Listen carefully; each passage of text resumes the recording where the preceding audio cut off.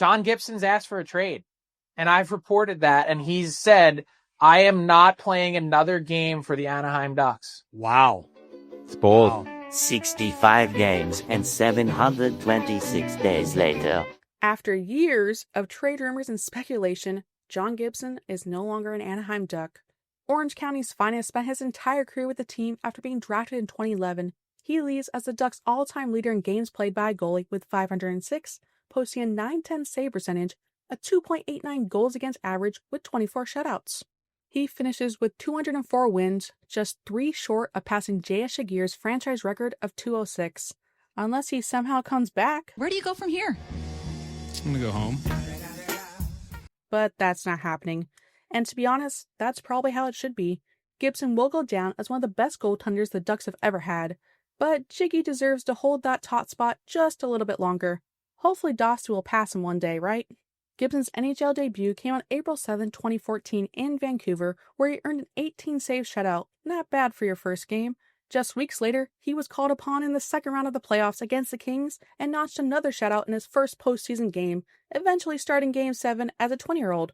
But we don't talk about that one.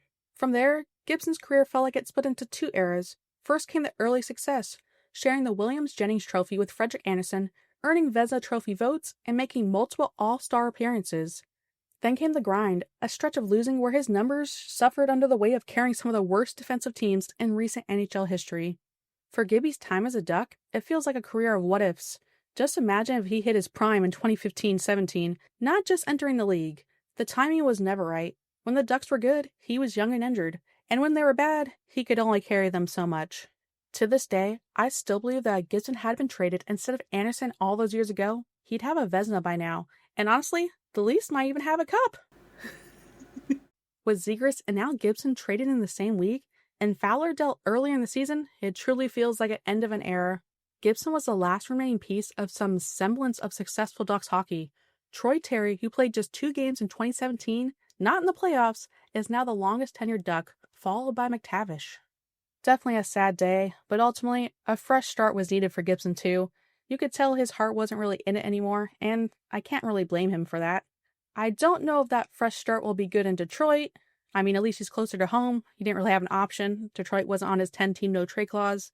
But in my own opinion, it's not like Gibson is really going to that much better of a situation to win, but at least he's going to a place that has needed a number 1 goalie for a long time. So I hope he's able to do what he did last year, obviously with more games played. Definitely gonna miss him. As far as the deal itself goes, it does feel a little light, especially considering Verbeek was reportedly holding out for 2 first-round picks just last year. That said, I actually feel much better about this trade than the Zegras deal. No salary retention is a big win, so the lesser value picks are easier to swallow. Mrazek seems like a pretty solid backup, kind of hard to evaluate too harshly given the teams he's played for in recent years, just like Gibby.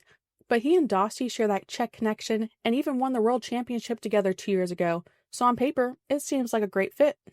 The Ducks saved just over $2 million in cap space this year, with Mrazek set to become a UFA after this season. That gives the Ducks more flexibility, especially with so many RFAs next offseason.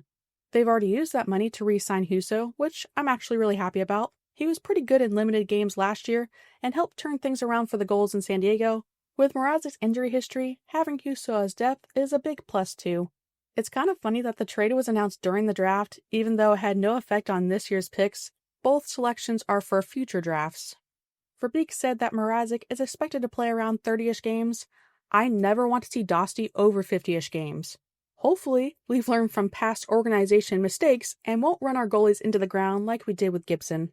This move clearly shows that the Ducks are handing the reins to Dossi, as they should, who set career highs in both wins and games played last season. He is also a pending RFA, but Verbeek says he's working on that, and while a long-term deal always seemed likely, this trade all but confirms it, right? Mentally, I think this could be a huge win for Dossi. He played well enough last season to be the full-time starter, albeit some mishaps here and there, but Gibson's presence meant he sat for some stretches even though he clearly was ready to go again. Goalies crave rhythm and routine, and this type of clarity should help him thrive. All in all, I like the deal, but part of me always feels like he's helping out his old buddy Steve Yzerman. We'll see. Either way, it's finally time for Dossi's time to shine. Thank you to our members. If you enjoyed the video, like and subscribe. Thank you for watching, and go Ducks! Not too shabby. It's another routine night, Gibby. That boy.